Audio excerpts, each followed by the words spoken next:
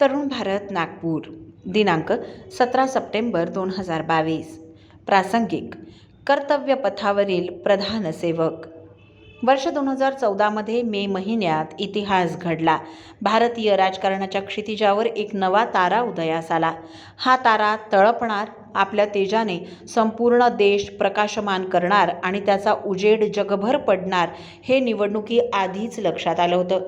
निवडणुकीची प्रक्रिया सुरू होण्याआधीच या ताऱ्याने आपली चमक दाखवली होती आणि निवडणुकीनंतर तर हा तारा अधिकच प्रकाशमान झाला हे संपूर्ण देशाने पाहिलं.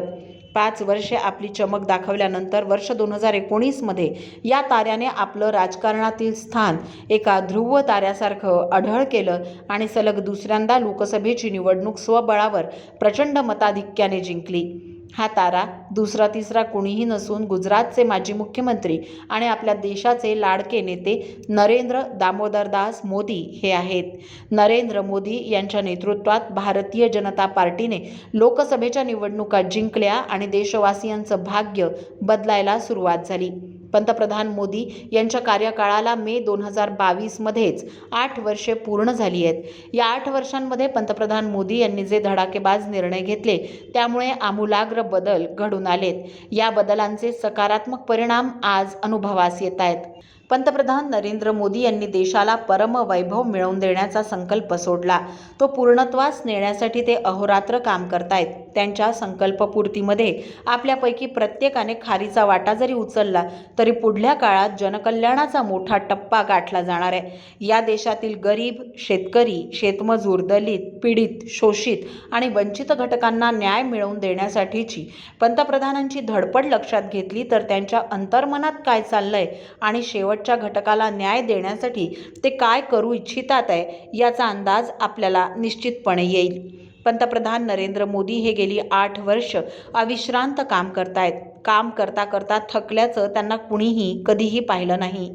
18 तास काम करण्यासोबतच नियमित योग साधना करून त्यांनी स्वतःची प्रकृतीही जपली आहे आणि देशाची प्रकृती बिघडणार नाही याचीही काळजी घेत आहेत. पंतप्रधान मोदींसारखा नेता या देशाला लाभला हे आपल्या सगळ्यांचं भाग्यच. मोदीजी देशवासियांसाठी एक प्रेरणास्रोत ठरले आहेत. अविश्रांत काम करताना त्यांनी कधीही स्वतःची गाऱ्हाणी सांगितली नाहीत, पण देशवासियांच्या तक्रारींवर तोडगा काढण्याचा यशस्वी प्रयत्न केला हे निश्चितपणे सांगता येईल. देशाची अर्थव्यवस्था रुळावर यावी, सामान्य जनतेला दिलासा मिळावा, गरिबांचं जगणं सुकर व्हावं, शेतकऱ्यांना शेती करणं परवडावं, गरिबांना त्यांच्या हक्काचं घर मिळावं, महिलांना चूल आणि त्यातील धुरापासून मुक्ती मिळावी, जनमानस निरोगी राहावं, देश स्वच्छ सुंदर व्हावा, प्रशासन भ्रष्टाचार मुक्त व्हावं या दृष्टीने विविध परिणामकारक योजना राबवताना पंतप्रधानांनी जी कल्पकता आणि तत्परता दाखवली, जे प्रामाणिक प्रयत्न केले त्याची कशाशीही तुलना होऊ शकत नाही. पंतप्रधान नरेंद्र मोदी यांच्या नेतृत्वातील सरकारच्या 8 वर्षांच्या कार्यकाळात देशात अनेक मोठे बदल पाहायला मिळाले. देशांतर्गत आघाडीपासून ते परराष्ट्र धोरणापर्यंत जगभर नव्या भारताची झलक सर्वांना पाहायला मिळाली.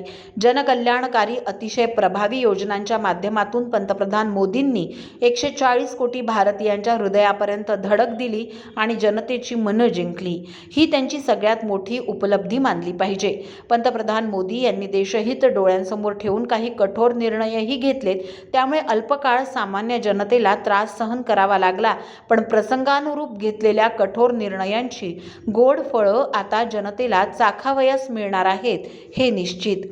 पंतप्रधानांच्या नेतृत्वातील भाजप प्रणित राष्ट्रीय लोकशाही आघाडी सरकारने गेल्या 8 वर्षांमध्ये लोकहितासाठी आणि देशहितासाठी अनेक पावलं उचलली आहेत. विविध महत्त्वाकांक्षी योजना आणि कार्यक्रम सुरू केले आहेत आणि कार्यपद्धती, धोरणं तसंच नियमही बदलले आहेत. हे सगळे बदल लक्षणीय ठरले आहेत. वैशिष्ट्यपूर्ण तर आहेतच. सर्वजन हिताय सर्वजन सुखाय हा मोदींचा कार्यमंत्र आहे.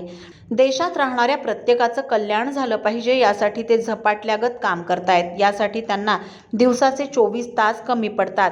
विकासाचा एकमेव ध्यास घेतलेले पंतप्रधान नरेंद्र भाईंच्या रूपाने आपल्याला लाभले हे अहोभाग्यच.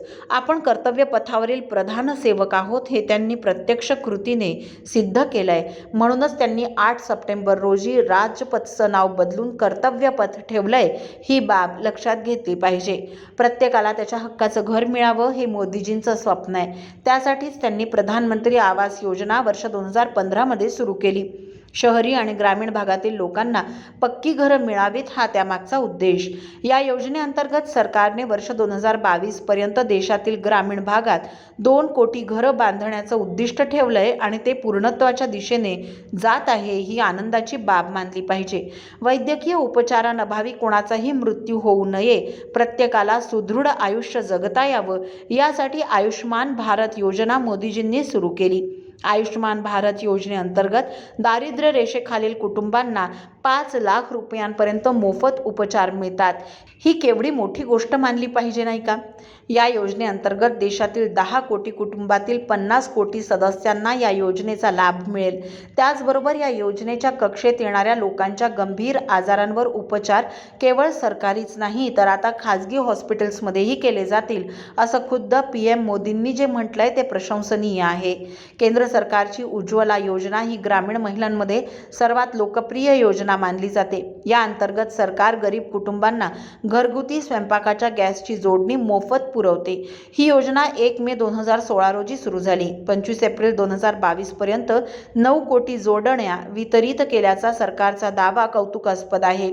देशाच्या इतिहासात आजवर जे घडलं नव्हतं ते एका चायवाल्याने करून दाखवलं.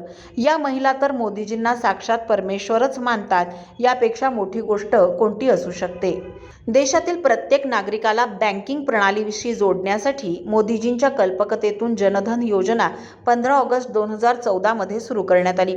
आज देशात डायरेक्ट बेनिफिट ट्रान्सफर योजनेचं यश या योजनेमुळे साध्य झालं. या योजनेअंतर्गत देशात आतापर्यंत 45 कोटींहून अधिक बँक खाती उघडण्यात आली आहेत.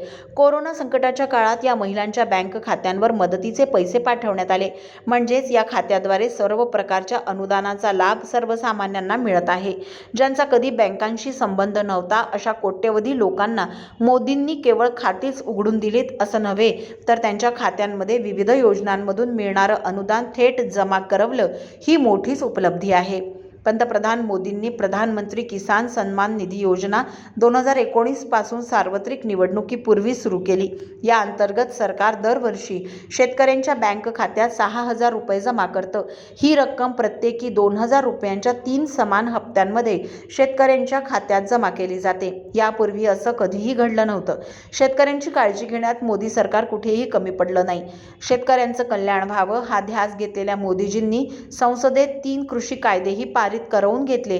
पण दुर्दैवाने हे कायदे मागेही घ्यावे लागले. प्रधानमंत्री गरीब कल्याण योजना ही कोरोना संकटा काळात सुरू झाली, जी 26 मार्च 2020 रोजी जाहीर करण्यात आली. या योजनेच्या माध्यमातून देशातील कोणताही नागरिक कोणत्याही परिस्थितीत उपाशी झोपू नये हा सरकारचा उद्देश आहे. सुमारे 80 कोटी लोकांना प्रधानमंत्री गरीब कल्याण योजनेचा लाभ मिळतो आहे. या योजनेतून प्रत्येक नागरिकाला 5 किलोपेक्षा जास्त धान्य दिलं जातं. सरकारने काही काळापूर्वी PMGKY सप्टेंबर 2022 पर्यंत वाढवण्याची घोषणा केली होती. त्याची अंमलबजावणी काटेकोरपणे होते ही आनंदाची बाब आहे. खरंच देशाला असा पंतप्रधान लाभला हे 140 कोटी जनतेचं भाग्यच. ज्याप्रमाणे देशात कोणीही उपाशी झोपू नये असं पंतप्रधान मोदी सरकारची इच्छा आहे, त्याचप्रमाणे वर्ष 2024 पर्यंत देशातील प्रत्येक घरात शुद्ध पाणी उपलब्ध करून देणं हे देखील सरकारचं उद्दिष्ट आहे. ही योजना 2019 मध्ये सुरू झाली. ही हर घर नल योजना जलजीवन मिशन म्हणूनही ओळखली जाते. या योजनेचं उद्दिष्ट प्रति व्यक्ती प्रतिदिन 55 लिटर याप्रमाणे पिण्यायोग्य पाणी उपलब्ध करून देणं हे आहे. गेल्या 2 वर्षात या योजनेद्वारे 5.5 कोटी घरांना नळाने पाणी पुरवठा करण्यात आलाय. ही फार मोठी उपलब्धी मानली पाहिजे. पंतप्रधान मोदी जी स्वप्न पाहतात आणि पूर्ण करतात ते त्यांच्या स्वभावाचं खास वैशिष्ट्य आहे. म्हणूनच मोदी हे मोदी आहेत आणि त्यांच्यासमोर दुसरा कुणी नाही हेच सत्य आहे. सत्तेत येताच पंतप्रधान मोदींनी सर्वप्रथम हाती घेतलं ते स्वच्छ भारत अभियान. या अभियानाचं जगभरातून कौतुक झालं. या अंतर्गत ग्रामीण भागातील जनतेला डोळ्यांसमोर ठेवून चित्रपट अभिनेते आणि अभिनेत्रींनी केलेल्या जाहिरातींचाही सकारात्मक परिणाम झाला. या स्वच्छ भारत मिशन अंतर्गत ग्रामीण आणि शहरी भागात स्वच्छतेला चालना देण्यासाठी मोफत शौचालयं बांधली गेलीत आणि बांधली जात आहेत. नागरिकांचं आरोग्य सुदृढ राहावं यासाठीच पंतप्रधानांनी हे अभियान राबवलं. त्याचे सकारात्मक अपेक्षित परिणाम आता दिसायला लागलेत. हे या अभियानाचं मोठं यश मानलं पाहिजे. पंतप्रधान नरेंद्र मोदी यांचा 17 सप्टेंबर रोजी जन्मदिन आहे. त्यांनी जनहित डोळ्यांपुढे ठेवत जे संकल्प सोडलेत ते पूर्णत्वास नेणं हीच त्यांच्या जन्मदिनी त्यांना खरी शुभेच्छा ठरेल असं मला वाटतं. मोदीजींना दीर्घायुष्य आणि उत्तम स्वास्थ्य लाभो आणि त्यांच्या हातून देशसेवेच्या असिधारा व्रताचं अबाधित पालन होवो हीच ईश्वरचरणी प्रार्थना. भारतीय जनता पक्षाचे महाराष्ट्र प्रदेशाध्यक्ष चंद्रशेखर बावनकुळे यांनी लिहिलेला हा विशेष लेख आपण तरुणभारत.net या संकेतस्थळावरही ऐकू शकता. असे अभ्यासपूर्ण लेख ऐका फक्त डिजिटल तरुण भारतसोबत. त्यासाठी आमच्या YouTube चॅनलला लगेच सबस्क्राईब करा, लाईक आणि शेअरही नक्की करा. धन्यवाद.